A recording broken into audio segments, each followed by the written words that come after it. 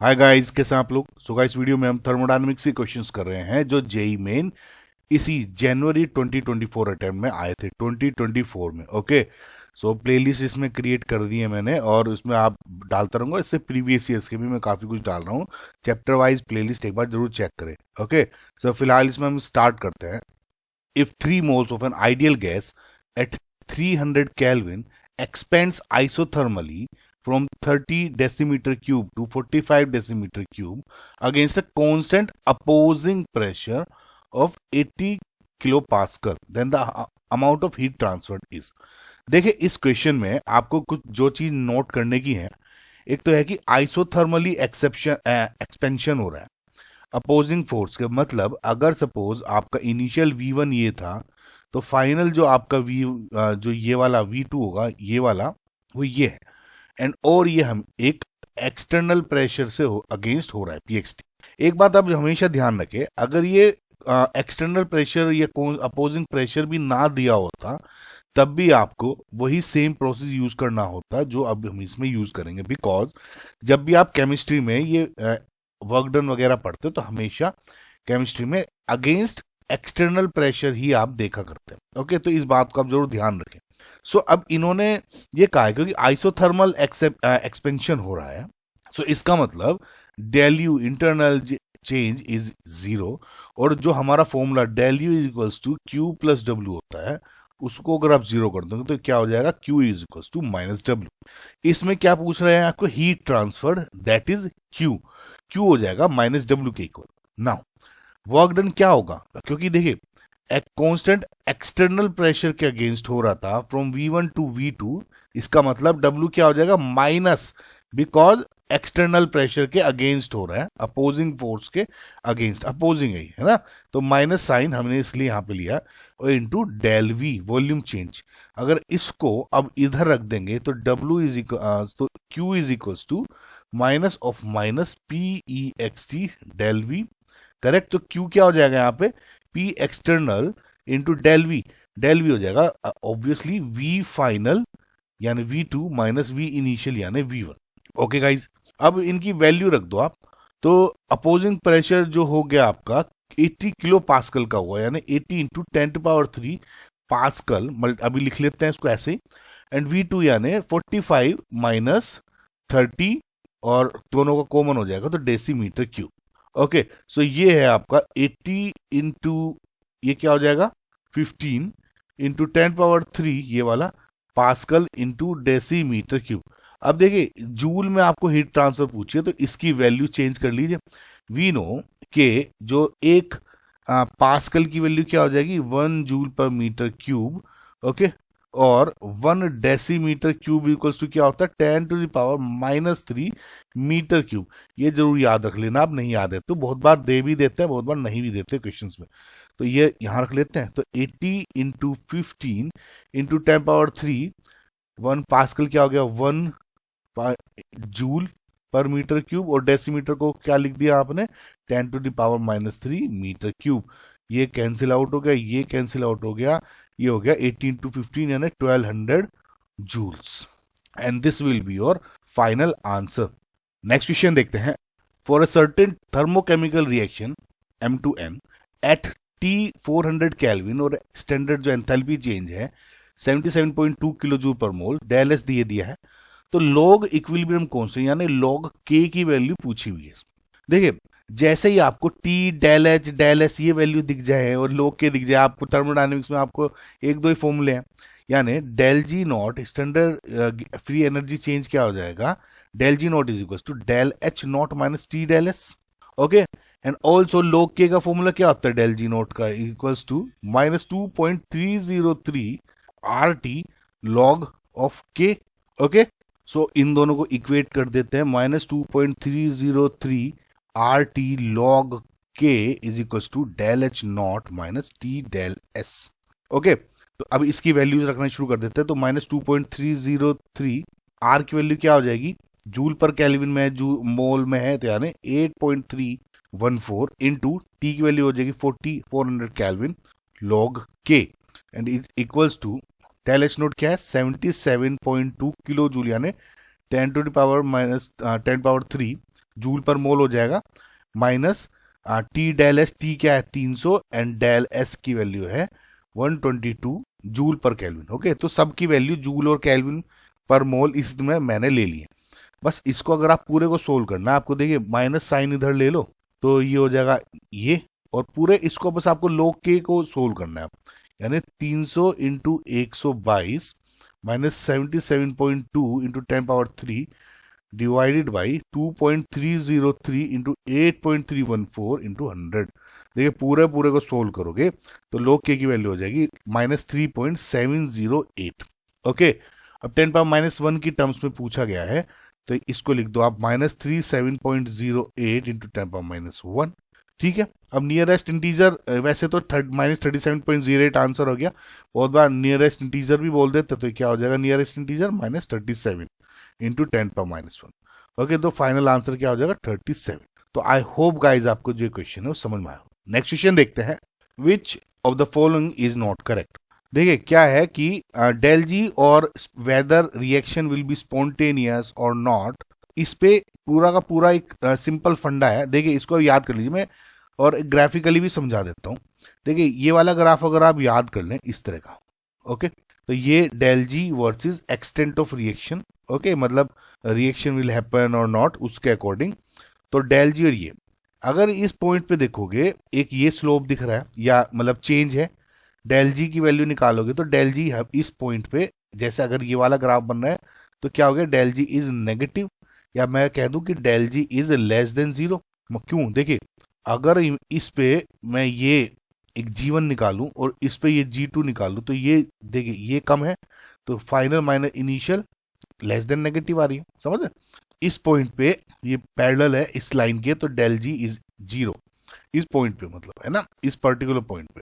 और इस पॉइंट पे आप देखोगे तो जो डेल जी एनर्जी जो डेल जी है उस ग्रेटर देन 0, यानी डेल जी पॉजिटिव है। ओके, ठीक है, ये तीन चीजें आपसे पूछी जा सकती। जब डेल जी लेस देन 0 होता है तो वी नो कि हमें ये पता है कि रिएक्शन हमेशा स्पॉन्टेनियस होती है, ध्यान रखना आप, है ना। जब डेल जी हमेशा 0 के जब 0 होगा तो उसको क्या बोलते हो, रिएक्शन इज एट इक्विलिब्रियम। और जब ये डेल जी ग्रेटर देन 0 होता है तो वी से कि रिएक्शन इज नॉन स्पॉन्टेनियस। अब एक चीज और देखिए, जब रिएक्शन स्पॉन्टेनियस है तो मैं ये कहूंगा कि जो फॉरवर्ड रिएक्शन है वो प्रिफर हो रही है। मतलब जैसे अगर ए और बी में देखूं तो अगर ये इक्विलिब्रियम की बात कर रहा हूं तो यानी रिवर्सिबल रिएक्शन हो गई, है ना, यानी ए और बी का दोनों इक्विलिब्रियम पे रिवर्सिबल रिएक्शन हो गई। जब स्पॉन्टेनियस और रिएक्शन फॉरवर्ड की मैं कह रहा हूं प्रिफर है, तो यानी ये ठीक है प्रिफर ज्यादा फॉरवर्ड डायरेक्शन में हो रही है। और जब रिएक्शन नॉन स्पॉन्टेनियस होती है तो मैं क्या कहता हूं, बैकवर्ड जो रिएक्शन है, रिवर्स जो रिएक्शन है वो प्रीफर हो रही है बेसिकली। यानी इस केस में क्या हो जाएगा, अगर मैं ये बी का देखूं तो ये प्रीफर हो रही है, ये कम। समझ में आएगा इस, तो इस तरह से आपको देखना होता है। तो अगर ये जो आपको फंडा पूरा समझ में आ गया है तो आपको समझ में आ गया होगा कि जो ऑप्शन नंबर 2 है del G is positive for a spontaneous reaction, ये आपका बेसिकली नॉट करेक्ट है। Okay, del G negative spontaneous, del G 0 reversible reaction, del G positive for a non spontaneous reaction. Okay, so I hope आपको समझ में आएगा guys. Next question देखते हैं, standard enthalpy of vaporization for CCl4 is this, heat required for vaporization of 284 gram of CCl4 at constant temperature is. देखिए बहुत ही straight forward question है। कैसे, सबसे पहले आपको पता होना चाहिए कि आपकी जो स्टैंडर्ड एंथैल्पी ऑफ वेपोराइजेशन है उसका मतलब क्या है। देखिए जो अमाउंट ऑफ एनर्जी रिक्वायर्ड है या एंथैल्पी रिक्वायर्ड है टू चेंज, अब ध्यान से देखिएगा, 1 मोल of a liquid substance to a gaseous substance at its boiling point और 1 atm प्रेशर पे, तो उसको आप बोलते हो स्टैंडर्ड एंथैल्पी ऑफ वेपोराइजेशन। ठीक है, 1 मोल ध्यान रखें। फिलहाल मुझे क्या दिया हुआ है कि जो भी टेम्परेचर प्रेशर दिया हुआ है उसको भी फिलहाल भूल जाओ। अब ये समझो कि मुझे उतनी हीट दी गई है कि अगर मैं 1 मोल सब्सटेंस को लिक्विड से गैस में कन्वर्ट कर रहा हूं यानी CCl4 को, तो मेरे 30.5 किलो जूल पर मोल यूज हो रही है। अगर मैं 284 ग्राम को कन्वर्ट करना है तब कितनी एनर्जी यूज होगी। स्ट्रेट फॉरवर्ड समझ में आ गया। 1 मोल का मत कहो, अगर आप ग्राम में कन्वर्ट कर लो, या ग्राम को मोल में कन्वर्ट कर लो और सिंपल मैथमेटिक कैलकुलेशंस निकाल लोगे तो सिंपल हो जाएगा। समझ में आया? अब क्योंकि ये मोल में है, मैं क्या करता हूँ 284 को ग्राम को मैं मोल्स में कन्वर्ट कर लेता। नाउ जो आपका नंबर ऑफ मोल्स आएंगे of number of moles of CCl4 इन 284 ग्राम क्या हो जाएगा, mass upon molecular mass of CCl4। ठीक है, number of moles of CCl4 की बात कर रहे हैं तो मास कितना दिया है 284 ग्राम्स। ओके, मोलिकुलर मास क्या होता है CCl4 का, इससे निकाल लो आप C प्लस 4 इंटू CL यानी 12 प्लस 4 इंटू 35.5 क्या आ जाएगा 154। ओके, ग्राम पर मोल, तो यानी मोलिकुलर मास क्या हो जाएगा 154 ग्राम पर मोल। करेक्ट, ग्राम से ग्राम कैंसिल, ये क्या आ जाएगा लगभग 1.84 मोल्स। ओके, तो 284 ग्राम्स में 1.84 मोल्स हैं। अब सिंपल स्ट्रेट फॉरवर्ड क्या हो जाएगा, अगर मैं एक मोल को कन्वर्ट करने के लिए 30.5 किलो जूल पर मोल एनर्जी यूज हो रही है, किलो जूल पर मोल तो हटा दो यहां से क्योंकि एक मोल मैंने ले लिया, कंफ्यूजन हो जाएगा नहीं। ठीक है, यानी एक मोल के लिए 30.5 किलो जूल एनर्जी यूज हो रही है, तो 1.84 मोल्स के लिए 30.5 into 1.84 kilo joule energy use होगी। समझ में आया? अगर इसको आप मल्टीप्लाई करते हो तो आपकी जो वैल्यू है, किलो जूल में ही बोल रहा हूँ है ना, वो हो जाएगी 56.12 किलो जूल। ओके गाइज, तो 56.12 है, नियरेस्ट इंटीजर कर दो तो 56 किलो जूल, तो 56 इज योर फाइनल आंसर या 56.12। समझ में आया गाइज? बस इस तरह से आपको समझ में आना चाहिए। नेक्स्ट क्वेश्चन देखते हैं। An ideal gas undergoes a cyclic transformation starting from point A and coming back to the same by tracing the path A, B, C and A as shown in the diagram. The total work done in the process is. देखिए, सबसे पहले आपको इसमें ध्यान रखना चाहिए, जब भी कोई साइक्लिक प्रोसेस होता है उसमें अगर आपको वर्क डन निकालना है तो वर्क डन उसका आपका बेसिकली एरिया जब कैलकुलेट कर ले तो निकल जाता है। या तो आप निकाल दो work done of A B, work done of B C, work done of C A, है ना, तो ऐड कर देंगे तो सब इसका एरिया आ जाए, इसका वर्क डन निकल जाएगा। नहीं तो सिंपल, क्योंकि इस केस में तो ट्राइंगल ही बन रहा है, तो इस केस में क्या हो जाएगा, जो वर्क डन हो जाएगा बेसिकली वो क्या हो जाएगा, एरिया ऑफ ट्राइंगल एबीसी। वो इसलिए क्योंकि जो आपको ध्यान रखना है कि जब भी आपको पी वर्सेस वॉल्यूम या वॉल्यूम वर्सेस प्रेशर ग्राफ दिया गया हो, पी वर्सेस वी या वी वर्सेस, यहाँ भी पी हो सकता है वी और यहाँ वी जैसे ये दिया है ये भी हो सकता है, तो कंफ्यूज नहीं होना आपको, है ना। तो अगर आपको पी वर्सेस वी या वी वर्सेस पी ग्राफ दिया गया है तो उसमें अगर आप एरिया ऑफ ट्राइंगल निकाल लोगे, इसका जो ग्राफ है वो आपका हो जाएगा वर्क डन। अब एक चीज और ध्यान रखनी है कि अगर ये क्लॉकवाइज जा रहा है, जैसे क्लॉकवाइज है ना ए बी सी, क्लॉकवाइज है तो वर्क डन क्या हो जाएगा पॉजिटिव, एंड अगर एंटी क्लॉकवाइज हो जाएगा तो वर्क डन क्या हो जाएगा नेगेटिव। तो फिलहाल क्लॉकवाइज है तो पॉजिटिव ले लोगे आप बस, ठीक है। तो वर्क डन क्या हो जाएगा, एरिया ऑफ ट्रायंगल एबीसी यानी half of AB length into AB into AC, positive sine तो ले ही लिया आपने, कोई दिक्कत नहीं, यानी हाफ ऑफ एबी क्या हो जाएगा 30 माइनस 20, एबी की लेंथ क्या होगी 30 minus 20, 30 minus 20 into decimetre cube है ना, इंटू एसी क्या हो जाएगा यानी 30 minus 20 kilo pascal, 30 minus 20 minus 10 sorry 30 minus 10 हो जाएगा दोनों तरफ किलो पास्कल। ओके, क्योंकि यहाँ पे 10 है और यहाँ पे 10, तो जब आप ये निकालोगे half into 20 square, okay, decimetre cube into kilo pascal. मैं देखिए 1 डेसीमीटर क्यूब इक्वल्स टू होता है 10 to power minus 3 metre cube, and 1 जो आपका पास्कल है is equals to 1 joule per metre cube. तो इसको तो आप लिख दो ऐसे 1 इंटू 20 का स्क्वायर, डेसीमीटर क्या हो जाएगा minus 10 to power minus 3 metre cube into kilo pascal है 10 पावर 3 पास्कल यानी 1 joule per metre cube. Okay, तो मीटर से मीटर कैंसिल, 10 पावर 3 से 10 पावर माइनस 3, और ये जो स्क्वायर है तो पूरा आ जाएगा इसमें लगभग 200 joule. Correct, and this is your final answer. I hope guys आपको समझ में आया होगा। नेक्स्ट क्वेश्चन देखते हैं। 2 रिएक्शंस आर गिवन बिलो, और ये बेसिकली थर्मोकेमिस्ट्री का आपका क्वेश्चन हो गया। अब देखिए ये 2 रिएक्शंस हैं और इनका स्टैंडर्ड जो एंथैल्पी चेंज है वो दिए हुए हैं। इसका भी, और पूछा है कि इसका बताना आपको the enthalpy change for the reaction is. भाई देखिए, आपको ये वाली रिएक्शन है और ये वाली रिएक्शन को इसको किसी तरह से ऐड माइनस इस तरह से करना है कि ये रिएक्शन आ जाए। ठीक है, अब समझिए कि अगर आप पहली रिएक्शंस को रिवर्स कर दें, देखिए क्योंकि मुझे Fe2O3 लेफ्ट साइड में है, यहाँ राइट साइड में दिख रहा है, तो मैं क्या कर रहा हूँ, पहली रिएक्शन को कर रहा हूँ रिवर्स। ठीक है, यानी रिवर्स करके Fe2O3 और 2Fe प्लस 3/2O2 हो जाएगा।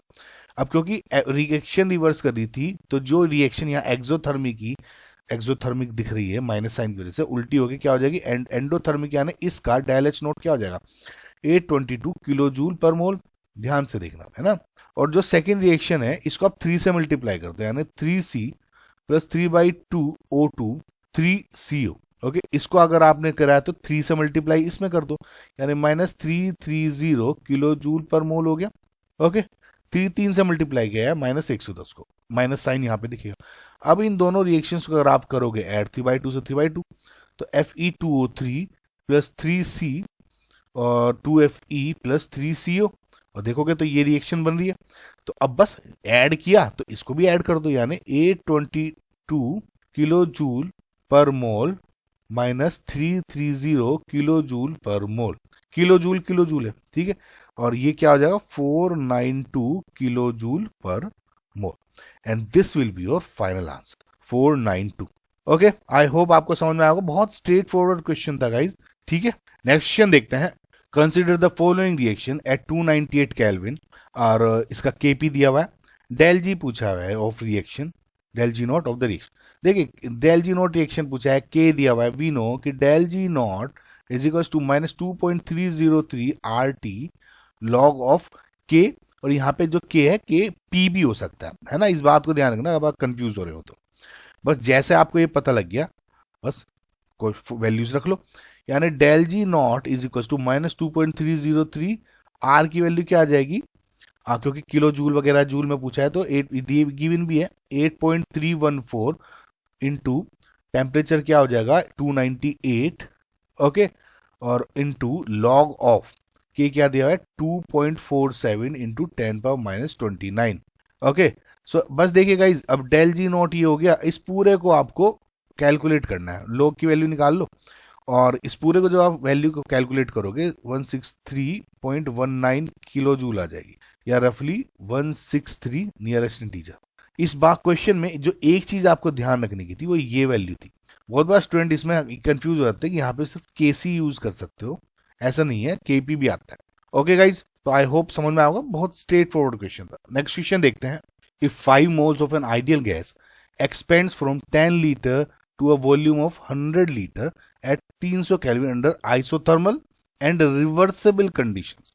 देखिए जब भी आपका आइसोथर्मल रिवर्सेबल कंडीशंस दी हुई है, आइसोथर्मल रिवर्सेबल एक्सपेंशन, ओके, तो फॉर्मूला क्या होता है वर्क डन का is -2.303 RT log of V2 upon V1। देखिए माइनस रिवर्सेबल है इसलिए ये वाला लॉग वाला फॉर्मूला लग गया, माइनस साइन इसलिए लिया है क्योंकि एक्सपेंशन हो रहा है, और केमिस्ट्री में जब भी आप देखोगे अगर एक्सपेंशन के अगेंस्ट यानी एक्सटर्नल प्रेशर के अगेंस्ट आप कैलकुलेट करते हो केमिस्ट्री में, अनलाइक फिजिक्स। ठीक है, तो इसमें क्या है, that is why minus sign लिया गया कि एक्सपेंशन था ना, तो अगेंस्ट एक्सटर्नल प्रेशर ये एक्सपेंड हुआ है, तो माइनस साइन हमने यहाँ पे यूज कर लिया, ध्यान रखना आप इस चीज को।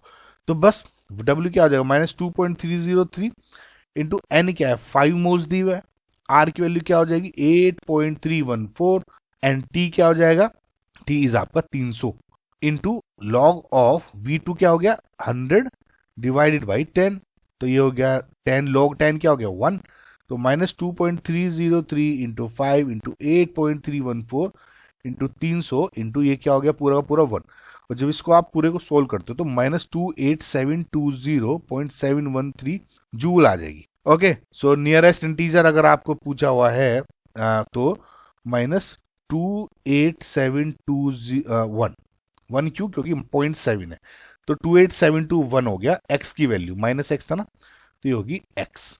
समझ में आया? नेक्स्ट क्वेश्चन देखते हैं।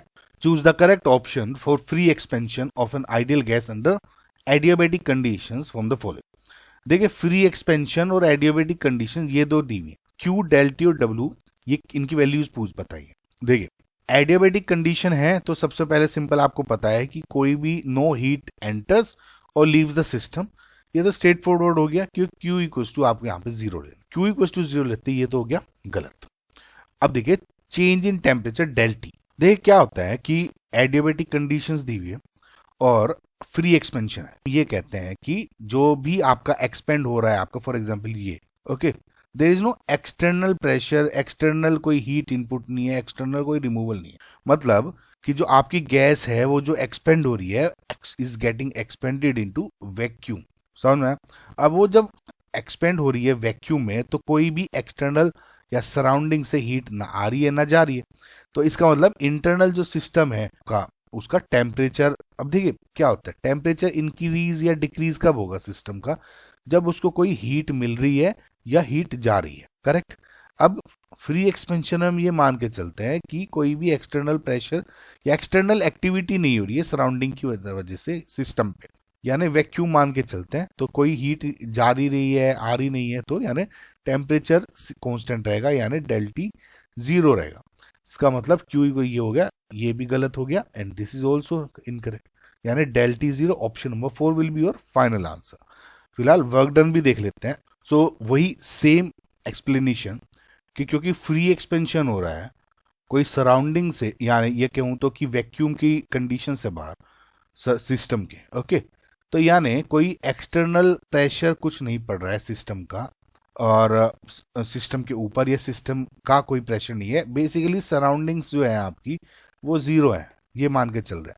अब कोई भी एक्सटर्नल प्रेशर के अगेंस्ट मूव नहीं हो रहा है या कंप्रेस नहीं हो रहा है, तो क्या हो गया, जो आपका वर्क डन है वो भी जीरो हो गया, क्योंकि भैया पी ई एक्स टी लोगे तो पी एक्स टी जीरो हो गया, तो ओवरऑल वर्क डन जीरो हो गया, यानी नो पी वी वर्क हो रहा है, ओके। तो इस वजह से फ्री एक्सपेंशन में एडियाबेटिक कंडीशंस की वजह से डब्ल्यू बी जीरो हो गया, ओके। तो आई होप आपको क्वेश्चन समझ होगा, यानी ये आपका करेक्ट है। नेक्स्ट क्वेश्चन देखते हैं। For a certain reaction at this के की वैल्यू दी है, डेल जी नॉट पूछा है और same reaction is simple guys. देखिए 2024 जेई मेन में इस फॉर्मूले पे बहुत क्वेश्चन पूछे थे, 3-4 क्वेश्चन पूछ लिए थे, तो देखिए कभी कभी क्या हो जाता है दिक्कत, और इजी क्वेश्चन थे। देखिए del G naught equals to क्या होता है, -2.303 आर टी लॉग ऑफ के, ठीक है। अगर यहाँ के सी दिया होता तो के सी ले लेते, के पी दिया होता तो के पी ले लेते, फिलहाल इसमें सिंपल के ले लिया है तो कोई नहीं, के ले लेते डायरेक्ट, ओके। वैल्यूज पुट कर दो बस, -2.303, आर की वैल्यू हो गई 8.314 इंटू टेम्परेचर की वैल्यू हो गई 300 इंटू लॉग ऑफ के, क्या हो जाएगा लॉग ऑफ 10, ओके गाइज। सो ये हो गया, अब वैल्यू बस रख दो, ये तो हो गया पूरा 1, और इसको पूरे को कैलकुलेट करोगे तो आपकी वैल्यू आ जाएगी -5744.41426 जूल पर मोल, ओके। तो यानी किलो जूल पर मोल 10⁻⁻1 में पूछा हुआ है, तो ये हो जाएगी -57.44 इंटू 10⁻⁻1 किलो जूल पर मोल, ओके गाइज। सो जो नियरेस्ट इंटीजर मान लो तो 57 will be your final answer, okay. So I hope guys आपको जो ये क्वेश्चन है वो समझ में आए होंगे। Thank you for watching guys, please like करें, शेयर करें, सब्सक्राइब करें, बाय।